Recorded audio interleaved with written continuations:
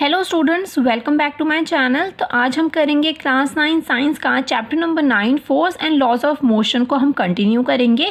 तो अब तक हम कौन कौन से कंसेप्ट पढ़ चुके हैं? हम पढ़ चुके हैं फोर्स क्या होता है, फर्स्ट लॉ ऑफ मोशन क्या होता है, इनर्शिया क्या होता है, ये हम पढ़ चुके हैं।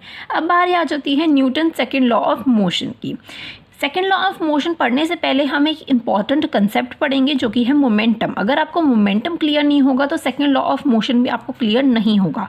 तो इससे पहले सेकेंड लॉ ऑफ मोशन पढ़ने से पहले हम सबसे पहले पढ़ते हैं मोमेंटम क्या होता है। आखिर मोमेंटम होता है product of its mass and velocity. Mass और वेलोसिटी का प्रोडक्ट होता है। प्रोडक्ट क्या होता है? इनटू, ठीक है। It is also called the power of moving object. हम इसको ये भी बोल सकते हैं कि ये एक किसी भी मूविंग ऑब्जेक्ट का पावर है। कैसे? मैं क्या बोल रही हूँ ये चीज़ देखो। फॉर एग्जांपल कि आपने किसी के ऊपर मारी बॉल फेंक कर, आपने किसी के ऊपर बॉल फेंक के मारी तो उसको चोट लगी होगी। क्यों चोट लगी होगी? क्योंकि बॉल के अंदर एक पावर थी। आपने एक फोर्स के साथ उस बॉल को फेंका था, एक पावर के साथ उसको फेंका था उस बॉल को, ठीक है। तो उसको इसीलिए चोट लगी। तो आप क्या बोल सकते हो कि उस बॉल का जो है मोमेंटम वो बहुत ज़्यादा था, उसकी पावर जो है ज़्यादा थी, जिसकी वजह से उसको चोट लग गई, ठीक है। तो मोमेंटम क्या होता है? एक प्रोडक्ट होता है मास और वेलोसिटी का, जिसको हम बोल सकते हैं power of the moving object, ठीक है। हम मोमेंटम को किससे डिनोट करते हैं? हम P से उसको डिनोट करते हैं मोमेंटम को, ठीक है। ओके, मोमेंटम का फॉर्मूला क्या होता है? P को हमने मोमेंटम से डिनोट किया है, P को डिनोट किया है, ठीक है। इसका हो गया, देखो अब ये फॉर्मूला जो है आपको डेफिनेशन से ही पता चल रहा है, that is product of its mass and velocity. Mass क्या होता है? मास होता है आपका m और वेलोसिटी क्या होता है? v। ये हम मोशन चैप्टर में पढ़ चुके हैं, है ना। तो मास इनटू वेलोसिटी, ठीक है। अगर मास इनटू वेलोसिटी होगा तो मोमेंटम भी क्या होगा? मोमेंटम निकल जाएगा, ठीक है। तो ये फॉर्मूला होता है, ये आपको याद रखना है, ठीक है। अब मोमेंटम की जो एसआई यूनिट होती है वो क्या होती है? देखो, मोमेंटम किसके इक्वल होता है? मास और वेलोसिटी के। मास की एसआई यूनिट क्या होती है? किलोग्राम होती है, ठीक है। और वेलोसिटी की एसआई यूनिट क्या होती है? मीटर पर सेकेंड होती है। तो मोमेंटम की एसआई यूनिट क्या हो गई? किलोग्राम मीटर पर सेकेंड, ठीक है। इतना क्लियर हो जाता है। तो ये मोमेंटम की एसआई यूनिट हो गई, ये फॉर्मूला हो गया, हम P को डिनोट करते हैं और ये product of mass and velocity होता है मोमेंटम, ठीक है। अब आगे चलते हैं। मोमेंटम जो होता है वो डायरेक्टली प्रोपोर्शनल होता है किसके? मास के, ठीक है। मतलब क्या है इस चीज़ का कि अगर मास इंक्रीज हो रहा होगा, किसी भी ऑब्जेक्ट का मास इंक्रीज हो रहा होगा, तो दैट मीन्स उसका जो मोमेंटम है वो भी इंक्रीज हो रहा होगा, ठीक है। अगर मास डिक्रीज़ हो रहा होगा तो दैट मीन्स जो उसका जो मोमेंटम है वो भी डिक्रीज़ हो रहा होगा। डायरेक्टली प्रोपोर्शनेट का क्या मतलब होता है? यही तो मतलब होता है कि अगर मास इंक्रीज़ हो रहा होगा तो मतलब कि मोमेंटम भी इंक्रीज़ हो रहा होगा। अगर मास डिक्रीज़ हो रहा होगा तो मोमेंटम भी डिक्रीज़ हो रहा होगा, ठीक है। मोमेंटम जो होता है वो वेलोसिटी के भी डायरेक्टली प्रोपोर्शनल होता है। अगर वेलोसिटी इंक्रीज़ हो रही है तो मतलब मोमेंटम भी आपका इंक्रीज़ हो रहा है। अगर वेलोसिटी डिक्रीज़ हो रही है तो मोमेंटम भी क्या हो रहा है? डिक्रीज़ हो रहा होगा, ठीक है। तो मास और वेलोसिटी मोमेंटम के दोनों ही डायरेक्टली प्रोपोर्शनल होते हैं, ठीक है। आगे हम नेक्स्ट पॉइंट पढ़ते हैं। Vehicle running with the high speed have a greater momentum as compare to the vehicle running with the slower speed. अगर एक व्हीकल जो है वो रन कर रहा है विद द हाई स्पीड के साथ, फॉर एग्जाम्पल अगर एक कार है वो हाई स्पीड के साथ चल रही है, तो दैट मीन्स क्या हुआ? वो उसका जो मोमेंटम है वो भी ग्रेटर होगा। मतलब कि अगर उसकी जो वेलोसिटी है, उसकी जो स्पीड है वो बहुत ज़्यादा हाई स्पीड पे वो चल रहा है, तो दैट मीन्स उसका मोमेंटम भी ग्रेटर होगा। मैंने आपको अभी बताया ना कि वेलोसिटी के जो होता है मोमेंटम डायरेक्टली प्रोपोर्शनेट होता है। तो अगर वेलोसिटी इंक्रीज़ होगी, स्पीड इंक्रीज़ होगी, तो मोमेंटम भी इंक्रीज़ होगा, ठीक है, as compare to the vehicle running with the slower speed. अगर स्लो स्पीड से रन कर रहा होगा, ठीक है, तो क्या होगा? उसका मोमेंटम होगा लो, कम होगा, ठीक है। आगे नेक्स्ट पॉइंट देखते हैं हम। Small object moving with the greater velocity have high momentum. अगर कोई छोटा सा ऑब्जेक्ट भी है ना, अगर वो भी बहुत ही ज़्यादा ग्रेटर स्पीड के साथ या आप बोल सकते हो ग्रेटर वेलोसिटी के साथ मूव कर रहा है, तो दैट मीन्स उसका मोमेंटम क्या होगा? वो भी हाई होगा, ठीक है, चाहे छोटा ऑब्जेक्ट हो चाहे बड़ा ऑब्जेक्ट हो, अगर वो हाई स्पीड के साथ मूव कर रहा है तो दैट मीन्स उसका मोमेंटम इंक्रीज होगा, अगर वो स्लो स्पीड के साथ मूव कर रहा है तो दैट मीन्स उसका मोमेंटम क्या होगा, वो डिक्रीज होगा। ठीक है, एक फॉर एग्जांपल मैंने लिख रखा है, इसको एज अ न्यूमेरिकल हम सॉल्व करते हैं। देखो एक कार जो है वो मूव कर रही है, उसका जो मास है 1000 किलोग्राम है। ठीक है, और उसकी जो वेलोसिटी है वो 50 मीटर पर सेकंड है। तो हम मोमेंटम कैसे निकाल सकते हैं? इसका मोमेंटम का फॉर्मूला क्या होता है? मोमेंटम का फॉर्मूला होता है P is equals to mass into velocity. ठीक है, तो मास हमें गिवन है, वेलोसिटी हमें गिवन है, तो मोमेंटम निकाल सकते हैं। मास क्या है हमारा 1000 इंटू 50, वेलोसिटी है हमारी 50, तो आपका मोमेंटम क्या आ गया? आपका मोमेंटम आ जाता है 50,000। और एसआई यूनिट आपको लगानी होगी, मोमेंटम की एसआई यूनिट क्या होती है? किलोग्राम मीटर पर सेकेंड। ठीक है, तो ऐसे न्यूमेरिकल्स आ सकते हैं। हम न्यूमेरिकल्स भी अलग से अलग वीडियो में करेंगे, जो हमें बुक में एग्जांपल्स दे रखे हैं, न्यूमेरिकल्स दे रखे हैं, वो सारे हम करेंगे। ठीक है, लाइन बाय लाइन। तो अब आपको मोमेंटम बहुत अच्छे से क्लियर हो गया होगा। अब ये अच्छे से क्लियर हो गया तो सेकेंड लॉ ऑफ मोशन पे हम चलते हैं। ठीक है, क्लियर ना हुआ हो तो दोबारा से रिपीट करके देखो वीडियो को। ठीक है, तो अब हम चलते हैं Newton's second law of motion पर। ओके, तो हम पढ़ते हैं सेकेंड लॉ ऑफ मोशन आखिर क्या होता है। The rate that is time of a change of the momentum of an object is proportional to the applied unbalance forces in the direction of force. तो आपको ये डेफिनेशन अच्छे से याद कर लेनी है। अगर ये आती है तो आपको ये डेफिनेशन अच्छे से लिखनी होगी, वरना आपके मार्क्स कट होंगे। ठीक है, क्या मतलब है इसका समझते हैं। The rate of a change of a momentum of an object, अगर किसी भी ऑब्जेक्ट का जो है मोमेंटम चेंज हो रहा होगा। ठीक है, कि अगर अभी थोड़ी देर पहले उसका 1 मीटर पर सेकंड था वेलोसिटी, और कुछ देर बाद हो जाती है उसकी 6 मीटर पर सेकंड, तो क्या हो रहा है? चेंज हो रहा है मोमेंटम में, उसकी वेलोसिटी चेंज हो रही है, जो कि हमने मोशन चैप्टर में भी पढ़ा है, इनिशियल वेलोसिटी और फाइनल वेलोसिटी। ठीक है, और रेट, जब भी रेट की बात की जाएगी तो दैट मीन्स यहाँ पे टाइम की चेंज हो रही है, कि टाइम के अकॉर्डिंग जो है मोमेंटम में चेंज आ रहा है एक ऑब्जेक्ट में, जो कि डायरेक्शन प्रोपोर्शनल होगा। किसके प्रोपोर्शनल होगा? जितनी हम फोर्स अप्लाई कर रहे हैं, अनबैलेंस फोर्स जितनी अप्लाई हो रही है, फोर्स जो है वो डायरेक्टली प्रोपोर्शनल है किसके? चेंज ऑफ मोमेंटम के।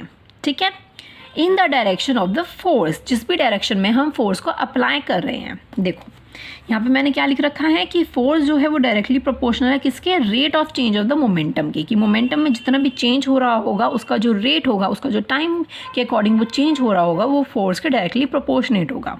अब देखो फॉर एग्जांपल से हम बात कर रहे हैं कि ये एक कार है। ठीक है, ये एक, मैंने यहाँ पे एक कार सी बना दी है। ठीक है, ओके, ये एक कार है।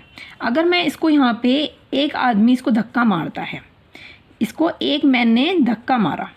ठीक है, एक आदमी ने इसको धक्का मारा है इस कार को, तो क्या होगा? वो ठीक से धक्का नहीं मारेगा। मतलब वो अगर ये कार चल पा रही है, जब एक आदमी उसे धक्का मार रहा है तो वो चल पा रही है 1 मीटर पर सेकेंड की स्पीड से। ठीक है, अब अगर मैं एक और दोबारा कुछ टाइम बाद देखूं तो वो वाली जो कार है उसको 6 आदमी मिलके धक्का मारने लग गए। 6 आदमी जो है वो धक्का मारने लग गए, तो उसकी जो स्पीड होगी वो इंक्रीज़ होगी। अब उसकी स्पीड कितनी हो जाती है? 6 मीटर पर सेकेंड उसकी स्पीड हो जाती है। तो क्या हो रहा है यहाँ पे? टाइम के अकॉर्डिंग जो है स्पीड में चेंज हो रहा है, that means change in momentum हो रहा है। ठीक है, मोमेंटम में चेंज हो रहा है, जो कि हम ऊपर बात कर रहे हैं। फोर्स अगर एक आदमी लगाता है तो उसकी स्पीड जो होगी वो कम होगी। जब 6 आदमी उसको धक्का लगा रहे हैं कार को, तो उसकी जो स्पीड होगी वो 6 मीटर पर सेकेंड होगी।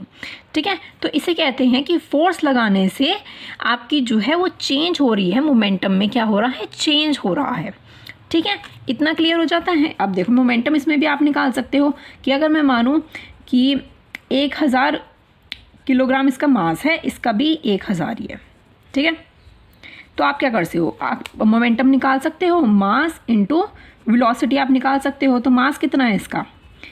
1000 ही है, तो इसमें तो कोई चेंज आ नहीं रहा है मास में। वेलोसिटी कितनी आ रही है? 1 आ रही है, तो इसका कितना आ गया? 1000 किलोग्राम मीटर पर सेकेंड आ गया इसका मोमेंटम। और इसका क्या आया है?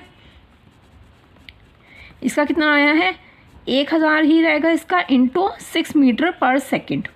ठीक है, तो इसका कितना आ गया, 6000 आ गया मोमेंटम। ठीक है, तो ये क्या हो रहा है, स्टार्टिंग में कितना था हमारा, ये हो गई इनिशियल और ये हो गई फाइनल। तो क्या हो रहा है, चेंज हो रहा है मोमेंटम में। ठीक है, यही इसमें ऊपर बोला गया है कि फोर्स अगर हम अप्लाई कर रहे हैं तो वो डायरेक्टली प्रोपोर्शनेट होगा, किसके होगा, rate of change of the momentum के होगा। इस एग्जांपल से आपको क्लियर हो गया होगा कि मैं क्या कहना चाहती थी। ओके, ये तो हो गई सिंपल सी डेफिनेशन की बात। अब हम इसको मैथमेटिकली कैसे एक्सप्रेस कर सकते हैं, लाइक आप बोल सकते हैं डेरिवेशन। ठीक है, आपको बुक में गिवन है तो हम वो अच्छे से समझते हैं। देखो, अब एक कार है, ठीक है, एक कार की हम बात करते हैं मैथमेटिकली, अब इसको समझते आओ। ठीक है, एक कार है, उसका मास और उसकी इनिशियल वेलोसिटी और उसकी फाइनल वेलोसिटी। ठीक है, उसकी फाइनल वेलोसिटी हम कैसे कैसे कैलकुलेट करते हैं, मोमेंटम, मास को हम क्या लिखते हैं, m। इनिशियल वेलोसिटी क्या होती है, हमने मोशन चैप्टर में पढ़ा है ना, हम इनिशियल वेलोसिटी को क्या बोलते हैं, u बोलते हैं, और फाइनल को क्या बोलते हैं, v बोलते हैं। ठीक है, तो हम क्या करते हैं, मोमेंटम निकाल सकते हैं इसका, फाइनल अगर हमें इनिशियल मोमेंटम निकालना होगा तो हम निकाल सकते हैं, और फाइनल निकालना होगा तो वो भी हम निकाल सकते हैं। तो इनिशियल मोमेंटम क्या हैगा, जल्दी से मुझे कमेंट सेक्शन में बताओ, मैं लिख देती हूँ। इनिशियल मोमेंटम हमें निकालना है।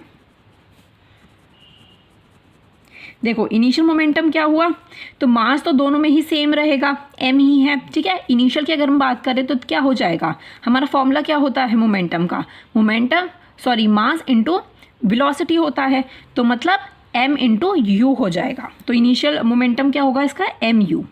ठीक है, ऐसे ही हम अगर फाइनल मोमेंटम की बात करते हैं, फाइनल मोमेंटम की अगर हम बात करें तो फाइनल मोमेंटम आपका कितना होगा, मास तो सेम ही है, फाइनल मोमेंटम कितना है आपका, v है, तो यहाँ पे क्या हो जाएगा, mv। ठीक है, इतना क्लियर हो जाता है कि इनिशियल मोमेंटम हो गया mu और फाइनल मोमेंटम हो गया mv। ठीक है, अब हम बात करते हैं इसको आगे लेके चलते हैं हम इसको। ठीक है, कि फोर्स जो था किसके डायरेक्टली प्रोपोर्शनेट था, वो था rate of change of momentum के। ठीक है, rate of change of momentum के। ओके, अब rate of change of momentum क्या होता है आखिर, मतलब इनिशियल मोमेंटम और फाइनल मोमेंटम होता है। अब हमने मोशन चैप्टर में क्या पढ़ा था, मुझे ये बताओ। देखो, उसमें चैप्टर में हमने क्या चीज़ पढ़ी थी कि एक्सेलरेशन होता है हमारा कि वेलोसिटी में, इनिशियल वेलोसिटी में और फाइनल वेलोसिटी में कितना चेंज हो रहा है टाइम के अकॉर्डिंग, अपॉन टाइम के अकॉर्डिंग कितना चेंज हो रहा है। तो वही चीज़ इसमें भी हम लिख सकते हैं कि फोर्स जो है वो डायरेक्टली प्रोपोर्शनेट है किसके, रेट ऑफ चेंज। इनिशियल कितना है हमारा, पहले हम लिखते हैं final, mv minus mu upon T क्यों, क्योंकि टाइम के अकॉर्डिंग रेट में चेंज हो रहा है।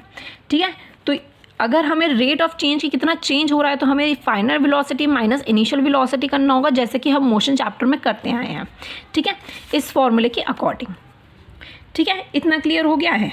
अब आप देखो, इसको ही हम आगे कंटिन्यू करते हैं, इसको देखते हैं हम कैसे आगे हम एक फॉर्मूला निकाल सकते हैं।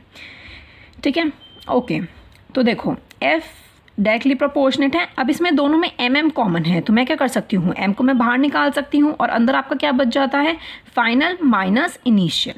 ठीक है, अपॉन टाइम। ठीक है, टाइम के अकॉर्डिंग चेंज हो रहा है। ओके, आगे देखो, अब हम लेते हैं m को, तो रहने दो। ठीक है, ये वाला फॉर्मूला जो होता है हमारा v minus you upon T, मैंने आपको यहाँ पर लिख के दिखाया, वो किसके इक्वल होता है, एक्सेलरेशन के इक्वल होता है। तो मैं इसकी जगह लिख सकती हूँ एक्सेलरेशन। ठीक है, तो मैं यहाँ पे लिख देती हूँ f जो है वो डायरेक्टली प्रोपोर्शनेट है किसके, ma की, मतलब मास इनटू एक्सेलरेशन के।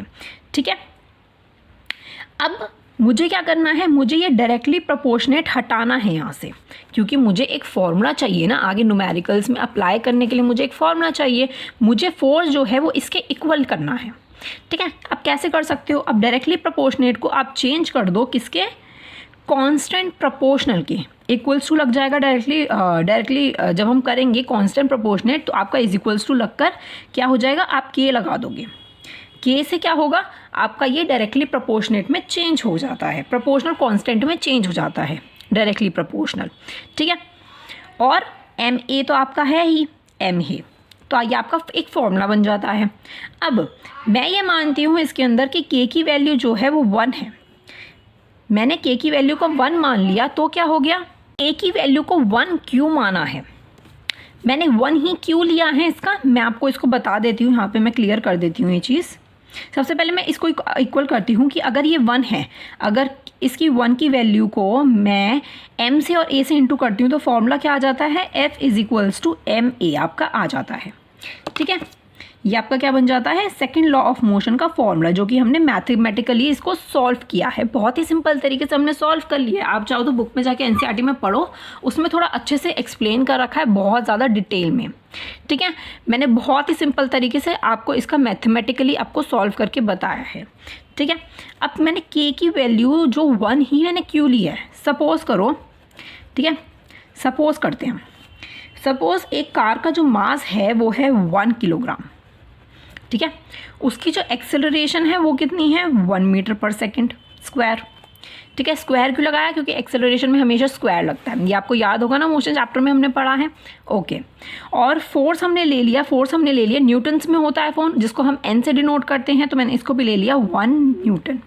ठीक है, क्योंकि हम सपोज कर रहे हैं तो इसलिए हम 1 की वैल्यू ले रहे हैं।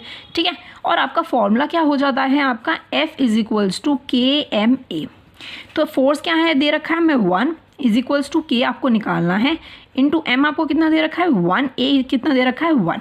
तो इसको जब आप सॉल्व करोगे तो कितना आ जाएगा, यहाँ पे के और यहाँ पे 1, तो के की वैल्यू क्या आ जाती है आपकी 1 आ जाती है ना। तो वही तो चीज़ मैंने भी किया है कि के की वैल्यू को हमने लिया है 1, जो कि हमने कांस्टेंट प्रोपोर्शनेट में चेंज किया है डायरेक्टली प्रोपोर्शनेट को। ठीक है, प्रोपोर्शनल को, जो कि वैल्यू कभी भी चेंज नहीं होती, के की वैल्यू कभी भी चेंज नहीं होती है, हमेशा 1 ही रहती है, क्योंकि हम एज अ सपोज करते हैं। ठीक है, इतना क्लियर हो जाता है कि के की वैल्यू क्यों होती है, हमने क्यों उसको कांस्टेंट प्रोपोर्शनल किया है डायरेक्टली प्रोपोर्शनल को, क्योंकि हमें एक फॉर्मूला चाहिए था। ठीक है, हम न्यूमेरिकल्स में इस फॉर्मूले को पुट करेंगे और न्यूमेरिकल्स को सॉल्व करेंगे। न्यूमेरिकल्स तो बहुत इंपॉर्टेंट है ना आपके एमसीक्यू एग्जाम के लिए। ठीक है, आपको क्लियर हो गया, हमने मोशन का ही जो 8th चैप्टर है उसी को ही थोड़ा थोड़ा कंसेप्ट ले लिए और इसको मैथमेटिकली सॉल्व कर दिया, क्योंकि उसी के उस चैप्टर का ही तो आगे का पार्ट है ना ये, force and laws of motion. ठीक है, तो आई होप आपको ये सेकेंड लॉ ऑफ मोशन बहुत ही अच्छे से क्लियर हो गया होगा। ठीक है, तो अब हम नेक्स्ट वीडियो में पढ़ेंगे थर्ड लॉ ऑफ मोशन। ठीक है, तो अब हम मिलते हैं नेक्स्ट वीडियो में। अगर आपको इसकी प्लेलिस्ट चाहिए हो तो आपको नीचे डिस्क्रिप्शन बॉक्स में भी मिल जाएगी और ऊपर आई बटन में भी आपको प्लेलिस्ट मिल जाएगी। जो भी कंसेप्ट आपके पीछे छूट गए हैं, फर्स्ट लॉ ऑफ मोशन हो, इनर्शिया हो, फोर्स हो, टाइप ऑफ फोर्सेस हो, तो आप वहाँ से जाके पढ़ सकते हो। ठीक है, तो अब हम मिलते हैं नेक्स्ट वीडियो में। Thank you so much. अगर आपने अभी तक मेरे चैनल को सब्सक्राइब ना किया हो तो प्लीज़ मेरे चैनल को सब्सक्राइब कर देना, लाइक भी कर देना इस वीडियो को, अगर पसंद आई हो तो शेयर भी करना अपने फ्रेंड्स के साथ। Thank you so much and bye bye.